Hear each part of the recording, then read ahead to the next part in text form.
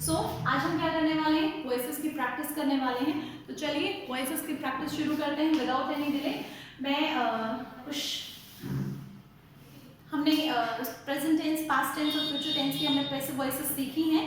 Okay, so sorry for being unconnected with you people for a long time, but now I am back. Okay, तो चलिए practice करते हैं। I hope आप लोगों ने वो टेबल लर्न कर ली होगी जो मैंने आपको पैसिव वॉइस के लिए दी थी।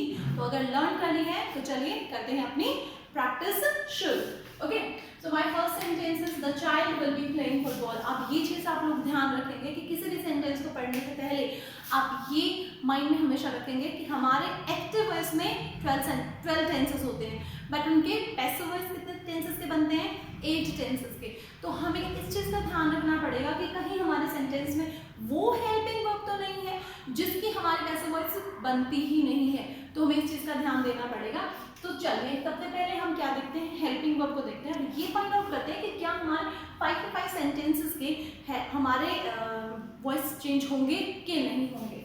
Okay, so here will be is given. So will be, just think about it, will के साथ बी ऑलरेडी गिवन है और ये जो है ना पैसिव वॉइस में चेंज नहीं होगा क्योंकि ये मेरा फ्यूचर कंटिन्यूअस टेंस है and we don't change passive of future continuous tense. तो मेरा इसका सिंपल आंसर क्या है, that here there will be no change. चलिए सेकंड सेंटेंस पे आते हैं। The teacher has taught the lesson. So already I have mentioned that what is subject, helping verb, V3 and this is our object. So our work is, हम क्या करते हैं passive voice को change करने से पहले, चेंज करते time first step हमारा क्या होता है, हम ऑब्जेक्ट को यहाँ लेके आते हैं और बाय प्लस सब्जेक्ट को एट द एंड लिखते हैं। तो चलिए let us do it. So my subject is by the teacher, by the teacher. Okay, मेरा बाय द टीचर हो गया है। उसके बाद सेकंड स्टेप क्या होता है, मैं हमेशा अपने वर्ब को देखती हूँ। टॉट ऑलरेडी वर्ब 3 गिवन है, तो मैं और मेरी जो पैसिव वॉइस होती है, पैसिव वॉइस में हमेशा ही मेरी वर्ब 3 यूज होती है। तो चलिए ये तो काम आसान हो गया था मेरे लिए।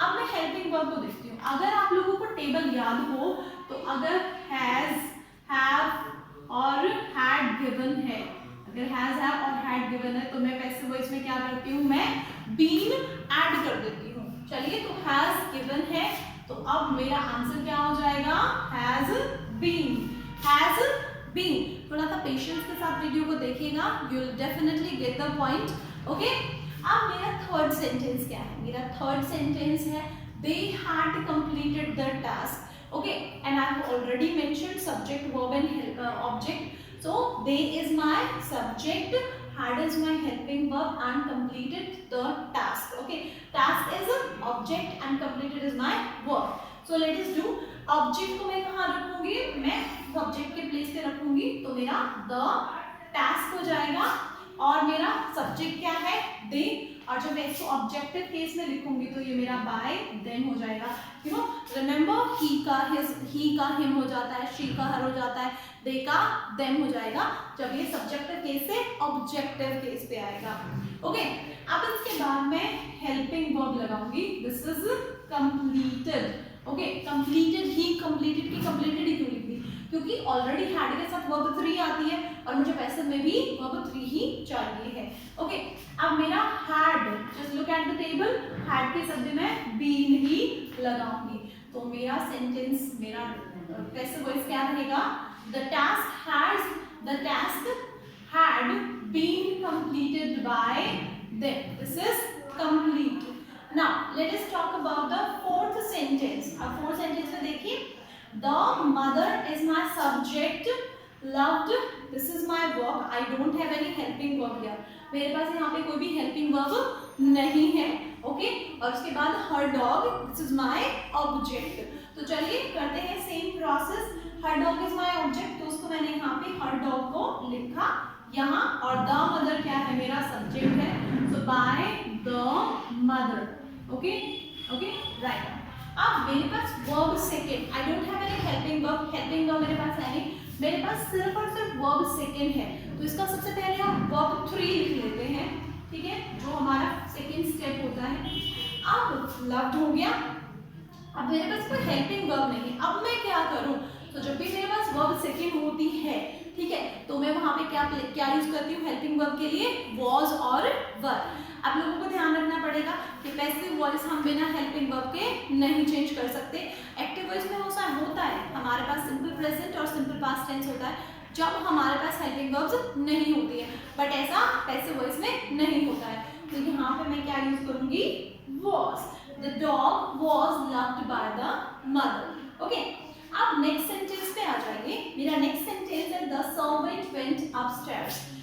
आप लोगों को ये चीज भी ध्यान रखनी पड़ेगी, जैसे आप लोगों ने टेंस के बारे में ध्यान रखा है, आप लोगों को सबसे पहले ये चीज ध्यान रखनी पड़ेगी कि क्या हमारे सेंटेंस के अंदर ऑब्जेक्ट है या नहीं। अब आप देखिए, अब ये क्वेश्चन उठता है कि मैम कैसे पता चलेगा कि सेंटेंस में ऑब्जेक्ट है कि नहीं है। उसका एक सिंपल सा तरीका है, अगर मेरे सेंटेंस मुझे व्हाट या whom का आंसर मुझे दे देता है, अगर मेरा सेंटेंस मुझे व्हाट या whom का आंसर दे देता है, तो इट मीन्स मेरे सेंटेंस के अंदर ऑब्जेक्ट है।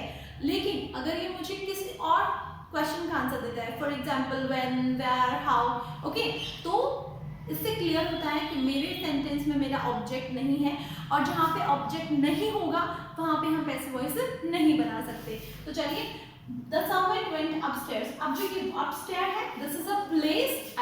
It doesn't give me the answer of what and whom. मुझे what का और whom का आंसर नहीं मिल रहा, मुझे यहाँ पे where का आंसर मिल रहा है। Where went the servant?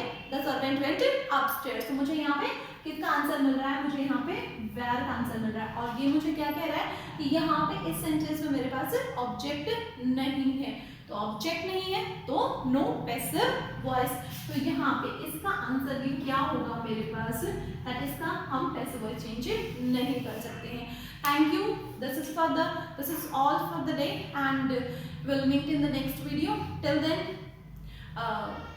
stay tuned. Thank you, have a nice day.